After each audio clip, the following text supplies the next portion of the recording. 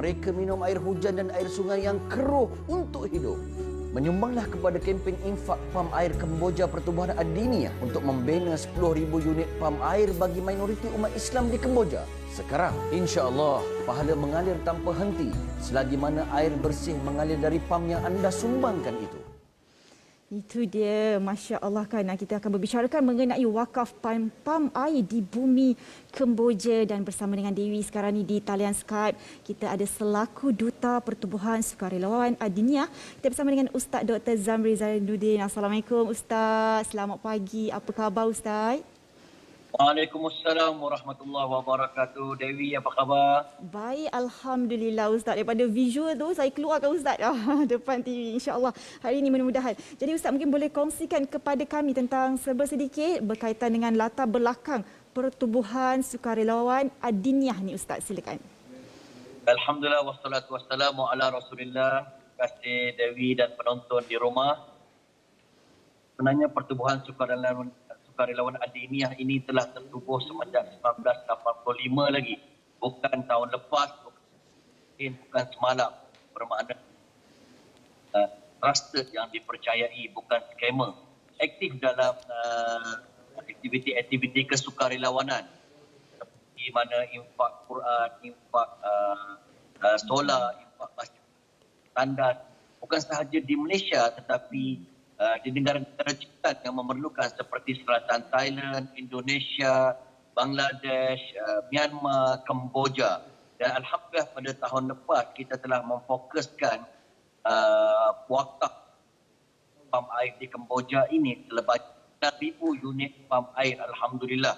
Dan pada tahun ini kita mensasarkan lebih iaitu 10,000 unit pam air untuk diwakafkan kepada penduduk Kemboja yang memerlukan keperluan asas. Yang asas iaitu air sebagai sumber asas kepada kehidupan yang mereka ini sangat bergantung kepada sumber air hujan untuk mereka ibadah, untuk berwudu, untuk minum, untuk mandi, membersihkan diri dan seumpama dengannya. Dan sesungguhnya air sungai di Kemboja itu sangat keruh. Dan bayangkan kalau kita dapat memudahkan dan bantu mereka, bantu kami untuk bantu mereka, insya-Allah Pertubuhan Sukarelawan Adiniyah membuka tangan seluas-luasnya untuk membantu umat Islam yang minoriti di sana. Dewi. Ya, itu dia kan, memang air memang satu sumber yang memang penting sangat untuk kita kan Ustaz. Jadi Ustaz mungkin boleh kongsikan kepada kami setakat ini berapa jumlah dana yang telah terkumpul dan berapa lagi yang Ustaz yang perlukan untuk infak pam air Kemboja ni. Silakan Ustaz. Untuk 10,000 unit pam air kita memerlukan belanja 17 juta sebenarnya. Tetapi dana yang baru terkumpul baru 1,700,000 lebih. Bermakna ada sekitar 15 juta lebih lagi untuk menyampaikan kepada sasaran. Kalau pada tahun lepas kita berjaya, saya yakin pada tahun ini yang tempohnya ada sehingga hujung tahun dapat direalisasikan. Bila sebut juta-juta ni mungkin Dewi pun dan penonton di rumah rasa seram.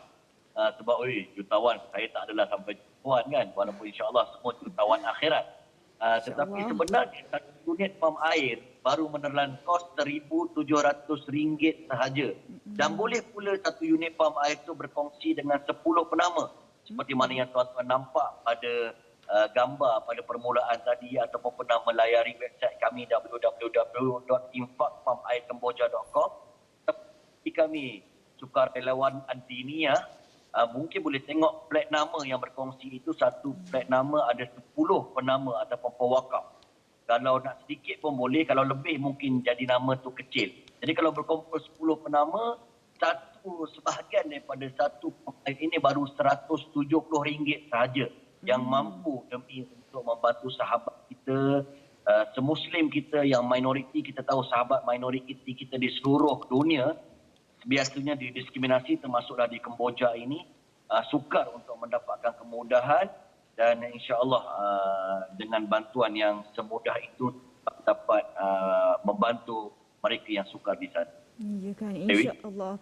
Insya-Allah Ustaz kan. Jadi Ustaz, kita nak tahu juga kan Ustaz, sebab kita nak bersedekah, kita nak berinfak. Maksudnya apa kelebihan berinfak terutamanya dalam usaha menyumbang sumber air bersih kepada minoriti Islam di Kemboja. Sebab kita tahu kalau kita berinfak mungkin ada banyak saluran. Jadi ini kita nak fokus kepada menyumbang sumber air bersih kepada majoriti Islam di Kemboja. Silakan Ustaz.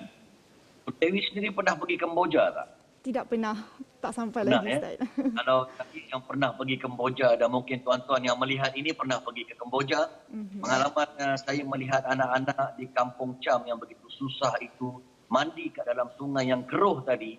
Bila naik daripada sungai tadi, rambut mereka jadi sekut warna sungai yang dia mandi tadi. Itulah susahnya mereka, dan oleh sebab air ini keperluan asas bagi manusia dan kehidupan seluruhnya. Seorang sahabat Nabi bernama Sa'ad bin Ubadah, dinukilkan oleh riwayat Abu Daud, hadis sahih, pernah bertanya kepada Rasulullah sallallahu alaihi wasallam sendiri mengenai ma afdhalus sedekah, apakah sedekah yang paling afdal? Ketika itu Nabi menjawab, sedekah air ataupun infak air, kerana air yang merupakan keperluan asas bagi manusia kehidupan itu penting, maka Nabi menyebut sedekah air.